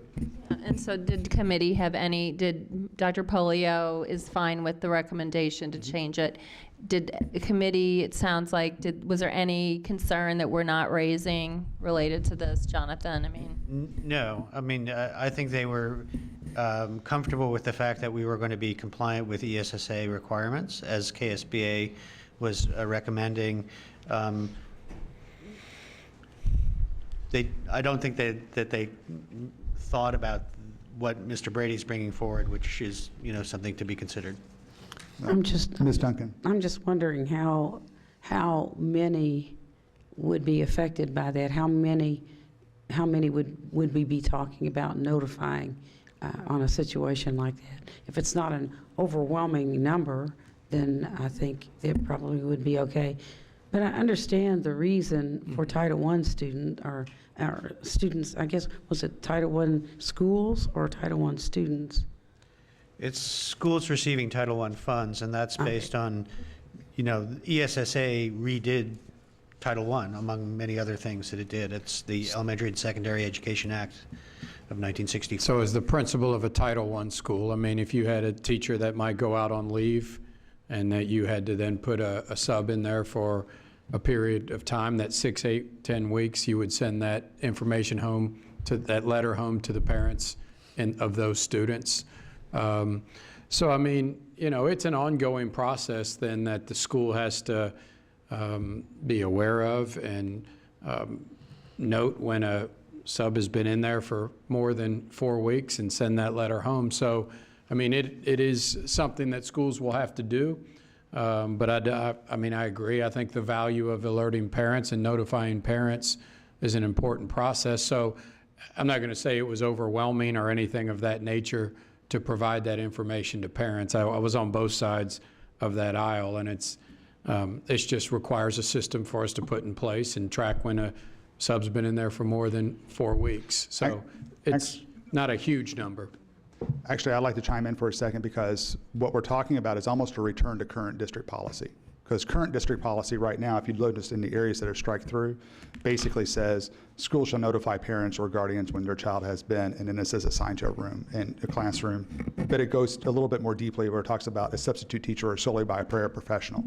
This language that was being brought forward by the committee and through Jonathan basically says pretty much the same thing, except in a more condensed fashion, except for it limits that to Title I schools. So there's really no system to put in place because we already have that. That's right. We're already doing that. Yeah, that's And right. that's what board policy currently is. This is a return or making sure that that is a more comprehensive board policy and is not just restricted to one type of school. Board Member Gies? I was just going to add to and say that over the last several months, I had a constituent call me and express concern that there was a long-term sub-in and no one had been notified. So I'd certainly agree to your amendment and would like to call the motion. All right. I do want to let everyone have a chance to give feedback. So, Member Porter.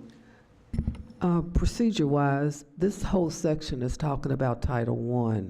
I just heard you say that we have something someplace else in another policy that says that a parent should be notified if there's someone in the room. So is this is a procedure question, Jonathan, and if this section is talking about Title I, should we stay with Title I as long as we have the policy somewhere else that says that a parent will be notified? Because everything in here is Title I, Title I, Title I. If there is another policy in place that does in fact say exactly that parents are to be notified, is that what you're saying, Chair Brady? Is that exactly what you're saying? Well, I'm sorry, you want to go on? I think that what Mr. Brady was noting is that on this same page, in this same policy, the language that was stricken through is current policy. So we're deleting something. And under current policy, if there's a long-term sub for more than 4 weeks, parents are expected to be notified. And so by doing what Mr. Brady is proposing, we would essentially be carrying forward existing policy. We wouldn't be changing anything. But is this specific for Title I? This is in the Title I section, schools receiving Title I funds. I understand that it would be covered in the general arena, but has this suggested to us from KSBA that the policy be there like this? In order to, it's my understanding that the reason why they're having Title I language there is to be compliant with ESSA. If, in either case, if you all adopted the amendment that's been proposed, you would still be compliant with ESSA. So regardless of what you would do, you'd be compliant with the requirements of Title I, but a larger number of schools would also be captured under that. Okay, I guess I'm confused because if we're talking about Title I and we go from Title I to all schools, it seems like there should be a separate paragraph that says that, or a separate item that says that. In the scheme of how they're sending it to us, this section is about Title I schools, and I think that we are saying that we will notify all parents. And so that's my comment. And then my question, that is not a policy question, is a factual question. What do those numbers look like? I don't expect you to answer today, but for every year that I have been on the board, I have had schools that have not had teachers certified in classrooms for that period of time. So in this district of 100,000 students, I would like to know what that looks like and how we do in fact notify our parents. That's all I have to say. Thank you. Okay. And I'll also quickly note that the paragraph above the highlighted section here does say Title I, but the verbiage that is above that, which is a section within an actual policy, it does not say Title I anywhere within that, just within the paragraph just before the shaded area or the highlighted area. So just to make that point, I can understand where you're going with the Title I, but in the other areas above it with certification, there's really no mention of Title I whatsoever. So there is a motion. It's been made. It's been seconded. And Angie, did you capture that information? Just want to make sure we're clear. All those in favor? All opposed? Okay, motion passes. Thank you very much. And that concludes this particular item. That was the motion to approve consent item P. All right. Just amendment. Okay, I'm so sorry. That is right. Thank you very much for the clarification. So now we need a motion to approve consent item P as amended. Is there a motion? Motion made by Member Geese, seconded by Member Kolb. All those in favor? Motion passes. Thank you very much for that clarification and for saving me on that one. Now we'll move on to our next item, which is a tie bid. So I'll turn this over to Vice Chair Wilner, who will tell us the tie bid on bid ID 7497, SCNS Lunchroom Products, Warehouse Delivery. You need to turn on the mic. Item number 15 on bid ID 7497 for SCNS Lunchroom Products, Warehouse Delivery, and the item is awarded to Clem's Refrigerated Foods. All right, congratulations to the winning bidder. Now moving on to our board planning calendar. Is there any discussion regarding the board planning calendar? Member Horn. In our work session, we talked about the January 1st meeting, including discussion of student enrollment and allocation standards. I don't see it listed. Can we add that?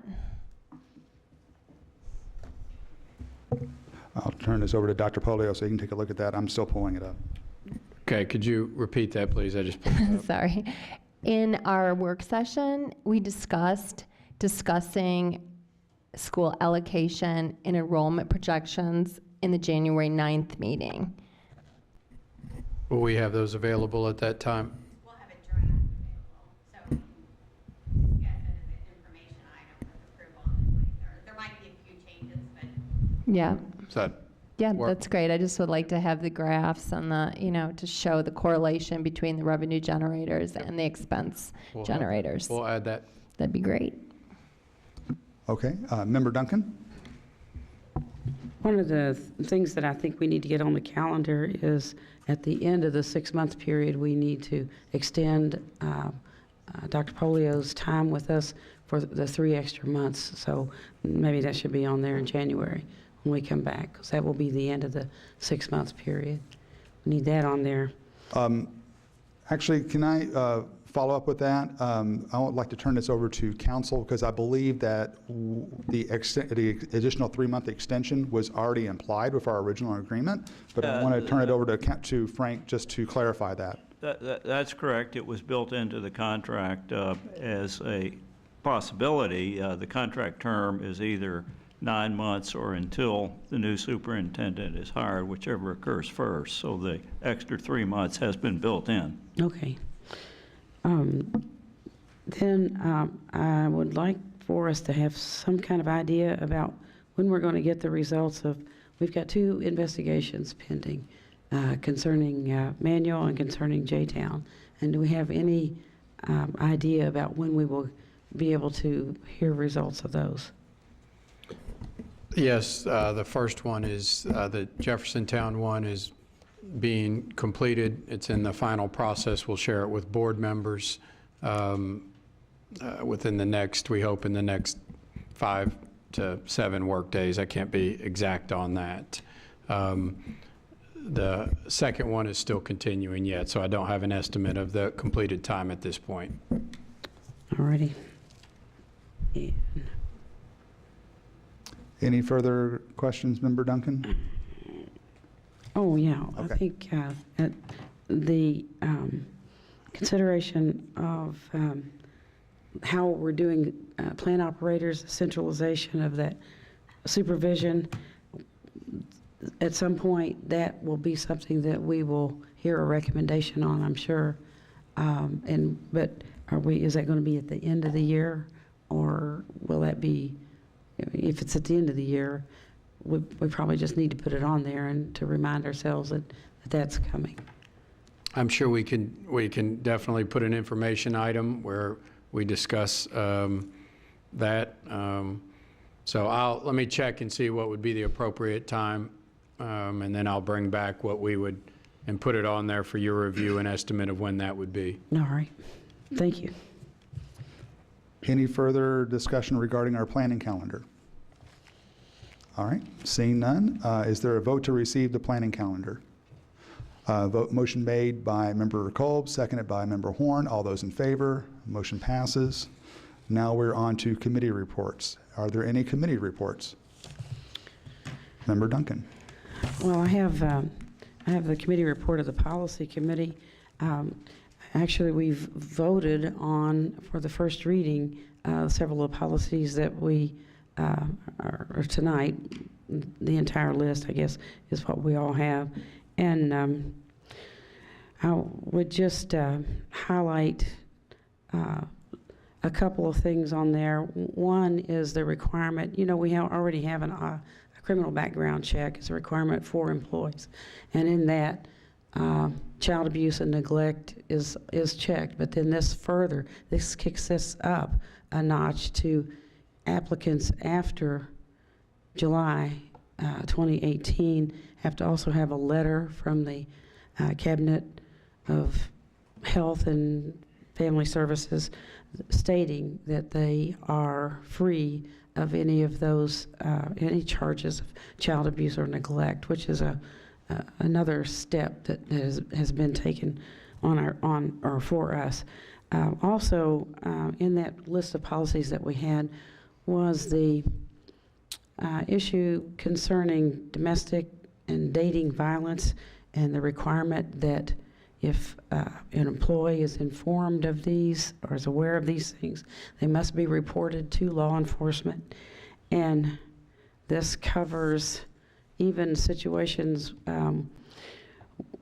where the victim can request help on a domestic or dating violence situation, and then must the person that requests or reports that to can ask them if they want them to report that to law enforcement, and then direct them to information. Well, they have to report it to law enforcement, but the request, they come, if a person doesn't know it, if an employee doesn't know it, and the person comes to them, then at that point, I guess it's the automatic referral to law enforcement. But it's little complicated changes in there concerning domestic violence and dating violence that we've not seen before. If there's a suspicion of death having been a result of this, then the employee that has had a professional relationship with a person is required to report that onto law enforcement. But it's, I thought it was a very interesting expansion of that policy for our employees. And our employees have to understand that there are requirements. When there are assaults or threats of violence, it's a requirement by state law that we report these things to law enforcement. So we all need to be familiar with that list of items that requires that report on. ESL, there are some changes in ESL that we have here. Of course, if you've had the accommodations all along in the learning, then you're allowed the same accommodations when you're testing. And that means you can take the test in your own native language. If the content knowledge will come out better in your native language, then it will come out in English, especially if you're not proficient in English. But I had several questions around that one, but it was trying to assure ESL students and families that they do have a preference to follow whatever their accommodations have been when they test statewide or do the statewide testing. They have that authority to receive the same accommodations. And okay, I won't go into the rest of them, but we had great discussion. Committee report, our committee lasted about 45 minutes longer than what our original plan was, but we were able to move through and discuss important changes that have been recommended to us from KSBA. And anybody is welcome to those committees. It really guides you in the heartbeat of the school system right there with the development of these policies. But thank you. Member Porter? I'd like to give a quick overview of Facilities Committee, and thank you, Dr. Polio, for mentioning all the committee's work this evening in your report. The Facilities Committee has met 3 times, October the 11th, November the 2nd, and then last Thursday, December the 7th. At our first meeting, we had 13 members of the committee, 19 staff, and some visitors. At the November 2nd meeting, there were 9 committee members, 28 staff, and a visitor. Last Thursday, December the 7th, we rescheduled that meeting because we had it originally planned at the end of November, but because there was some more work to be done, we were asked to reschedule it to December the 7th. So we did that, and at the meeting, there were 64 people in this room for the Facilities Committee meeting, and I say that because I want to let everyone know that the meetings are open attendance, and there was a lot of staff there from Liberty to hear and to participate in the conversation. I thank Dr. Polio for the format that we are currently using, in that at each meeting we have had an opportunity to discuss the district needs as we go into the 18-19 school year, so that everyone is aware of it, as opposed to getting a phone call and saying this is what's going to happen. People are in the room. So Dr. Polio, I thank you and your staff for making that possible. And also to follow up to say that Dr. Polio will have specific conversations. He's going to schools as decisions are made, so that the staff will hear it first from our superintendent, and he will also have an opportunity for community to have their input also. So just to be specific, the Facilities Committee has met 3 times, October the 11th, November the 2nd, and December the 7th, and when our next meeting is scheduled, we will put that out there. I want to give special thanks to Sharon Dybel, who takes care of the administrative work for us, who is in Dr. Razor's office in operations. So thank you, Sharon. She's not here, but she might be listening. So without her help, we cannot get all of this done. And a special thank you to Dr. Kolb, who is co-chairing the Facilities Committee with me. So thank you. We have much work to do.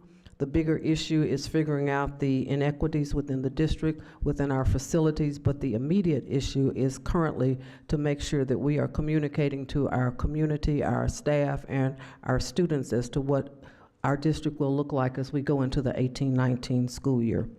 I think that completes our report. Have I forgotten anything? Okay. Thank you very much. Any other committee reports? All right. There's no need to approve that. We're going to move on to our next item, which is board reports. Vice Chair Wilner. I have a very quick one. Chair Brady and Dr. Polio and I attended the Louisville Promise Cabinet meeting last week, where we got a report on the asset map for the whole entire community, and it shows, well, I mean, it's cradle to career, every kind of social, health, education need you can imagine. And this is just an overview of where there are lots of services, where there are very few services. And this, so far, we don't have a deep analysis of where there's overlap and where there are gaps. But the report did point out a handful, I want to say 7 or 8, what they called critical gaps. And most of those critical gaps were not school-specific. They were community-wide kinds of gaps. But the one that was squarely in our wheelhouse was a shortage of seats in schools for students with autism. So that was pointed out, you know, by this kind of citywide report. And of course, we've heard that from KDE as well, that there are not enough alternative seats for some students with IEPs. So I just wanted to, that seemed like the critical item from that meeting to bring back to make you guys aware of that. Any other board reports? Member Porter? Just quickly, I would like to say that last Thursday, after we finished the Facilities Committee meeting, I had an opportunity to go to Minor Daniels as we talk about deeper learning. It was a wonderful exhibition from our students, and it was very well attended. So we just wanted to give a shout out to Minor Daniels, and thankful for the opportunity to participate. On Saturday, I was at the Clothing Assistance Program for Take What You Can Tote. It's our 5th year for that activity, and there were over 400 folks that attended that day, and it's so meaningful for our community as we talk about a city of compassion. We certainly exhibited that every year at December for our families who may need a little more in order to have Christmas. And I also want to give a special shout out to our PTA president, because while I was there, there was a family member from the horrific fire that happened off of Dixie Highway who has nothing, absolutely nothing, no purse, no cash, no credit card, and they embraced her and made her welcome and a part of the process. So we, JCPS, we are a compassionate district. I just want to say that because she was a little quiet when she came in and was a little reluctant actually to say that her family had been in that fire. So I want to thank the PTA. I want to thank the Clothing Assistance Program for doing that, because it was extremely important and meaningful for many families on Saturday. And then today I had the wonderful opportunity to be at Foster for the Head Start holiday event, and they recognized or celebrated students from Atkinson and Foster for Head Start, and Santa was there. and everybody was in perfect behavior because Santa was there. So I want to say that we have wonderful students. We have a wonderful Santa Claus. And for 40 years, there have been some community members that have made this event happen, where they have put up their money and sponsored this to see to it every child walks away with something for Christmas. And when I first came to the board, they walked away with a couple of packages. Now, everyone is walking away with a crate of Christmas presents. So I have to say thank you to all of those that sponsor that. But if you've not been to see young people celebrating Christmas a little bit early with their little reindeer things on their head and all of that, it was a special day, and truly that's what this district is about. It is about our students and people helping us, the community helping us to make a difference. So that completes my report. Thank you. Thank you. Any other board reports? Member Geese. Just very quickly, I wanted to recognize this as the last board meeting that we'll have in the year 2017. I'm reminded that as we transition into 2018, I'll be in year 2 of my 4-year term. And just to pause for a moment and reflect upon how quickly that moves, but also to reflect upon the successes that we've had as a team and as a board and as a district over 2017. I think everyone will agree it has been a rather tumultuous year. It's been a year with a lot of change, but it's been a year with a lot of positive changes as well. And so I think that we all deserve to commend ourselves for that and thank our community and our constituents which we serve for the year, for its challenges, for its struggles, but also for the many positive changes that this board has brought forth with a resumption of our committee work, with a change in district leadership and moving forward and implementing strong leadership. I think that we have done quite a service, and I think that we will continue to do that in 2018. So happy holidays and happy new year. Thank you. Member Duncan? I have just a few things. I'll try and compact this as much as I can. Of course, I attended KSBA on Friday sessions and listened to the charter school, the man who's been chosen as director of charter schools for the state. And it was a very interesting session because he was coming, there was a great deal of distrust during the whole conversation that he had with school board members from across the state. But it was a very enlightening discussion that he brought to us. Went to the Retired Teachers Association, JCRTA meeting, and I encourage anybody who retires, certified person who retires, to join this association. You get rich information about what's going on concerning things that affect retired teachers. And we had Tim Abrams there who spoke about the pension and the fact that our COLAs were paid for in that 7% that we gave every year all along. So when any discussion is made about suspending COLAs for 5 years, that's our own money that we paid into over that period of time, and that would be like robbing us. So we want to make sure everybody is aware of that. I also went to the local school board member advisory council. We covered so many great topics there. It's hard to, there's no way I can shortcut this, but all I can do is hit the topics on accountability. Several things were changed. One of it, you cannot use ASVAB as a test anymore to be military, or to call for military readiness, because it is not. The military branches have said that does not measure that whatsoever. So ROTC is a career pathway. It's a citizenship type thing, but it is not a military readiness pathway. And the services wanted to make that clear, and we, I think, are making that change. One of the difficulties of adding art and music in when we were talking about opportunity and access, which had the most comments of anything from the accountability system, but there is no measure for proficiency that has come up, they've come up with yet for art and music. So they've got to concentrate on developing performance measures for those two topics in particular. We were informed about their legislative agenda, which was pursuing funding for Senate Bill 1, funding that was left off. You know, when they write the laws, they don't include the funding in the way that it's going to be carried out financially. We also had a career tech report and learned that 25%, or for me, I learned 25% of the Perkins money in that 25% certifications can be paid for. There's an issue growing about the cost of certifications across the state, but 25% of the Perkins money can be used if you set it aside for that to help pay for those or offset those costs for certifications. School improvement planning, they're encouraging a turnaround model that hires a company, a management company that can oversee the academic improvement of a school. It's not the same thing as a charter school taking over, but it is a firm or a company that comes in and manages the academic improvement of a school, and they're promoting that.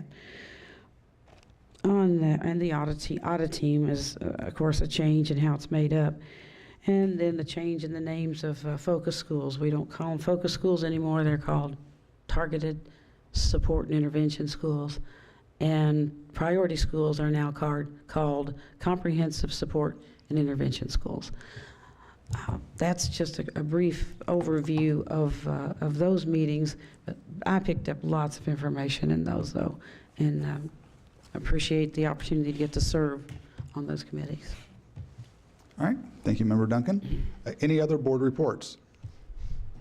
All right, so I'm going to conclude here by just want to talk a little bit about, well, first of all, I want to echo a lot of what Member Geese just talked about with some of the accomplishments this board has been able to do over the past year. You know, when you get to the December timeframe, you start to look back, and it's kind of hard to remember or think about the fact that, you know, 1,000 years ago was a year ago. At least that's what it seems like. I'm not sure if that's because time seems to slow down when you're experiencing trauma, but that seems to be, a lot of people have talked about how this year just seems to have been not a lot more than just a year. And I know that we have done a whole lot as a board and as a team. And, you know, Member Geese talked about, you know, kind of summarized all that in a pretty good way. And I just want to commend my colleagues for being able to go through this process. We are by no means out of the woods on this. Obviously, we still have other things that are lurking out there on the horizon, but I feel that we can approach those things and overcome. Also want to briefly kind of pick up on what Member Porter was talking about regarding Santa Claus. We started this year, or at least I started this year, by giving you all a gift. And I'm going to end this year by the same fashion. So if you can just take one and pass it down. They're in no particular order. So just want to give these to my colleagues as a token of my appreciation for all the hard work you've done. And hopefully you'll find this, this interesting and somewhat appropriate to what we do. So yeah, I think everyone has one now. So you feel open if you want to, doesn't matter. But I will say, well, you may want to hold on to opening it just for a second. Let me get through my message. So first of all, I do want to say, I do want to also mention the fact that this will be my last meeting closing out as chair. I have pressing family matters I need to attend to that require more of my attention and more of my presence at home. And it has been an honor and a privilege to be able to be selected as your chair and serve in this capacity, especially during this very tumultuous time. And I just want to leave it there of saying I appreciate everything that we have done as a team, but sometimes life intervenes, and I've got some things I really need to focus in on. So, but I just want to say again, it's been an honor and a privilege. So thank you very much. And it's just like I'll just be sitting down on that side next time.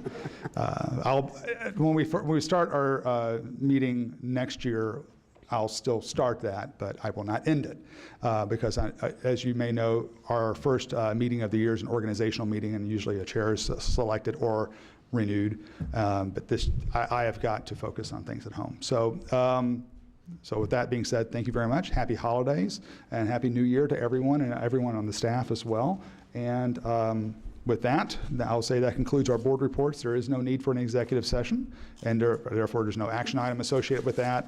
And all I need is a motion to adjourn. Motion, I'm sorry, did you have something to say? I had one more thing to say, and I'm sorry to leave it on this note, but we lost a member of our JCPS family this past week. Rob Gerald, who was the LEAP coordinator at Seneca, retired from there, and also played in the Teachers Lounge band. I played the bass and he played the drums. And we had a group there that we played for a while until I couldn't keep up with their practice schedule. And then he joined Fade to Gray, and they played up until very recently. But very sad to lose Rob. He had phenomenal impact on students, and who still kept in touch with him from his experience at LEAP and at Seneca. So I just wanted to mention that. Ruth Gerald's his wife. We were assistant principals together and worked together for years at Fairdale. So tribute to Rob. Well, our thoughts and prayers go out to him and to his family. So thank you for that. Okay, so now is there a motion to adjourn? Motion made by Member Porter, seconded by Member Horn. All those in favor? We are adjourned. Thank you very much, and have a good holiday season. All right.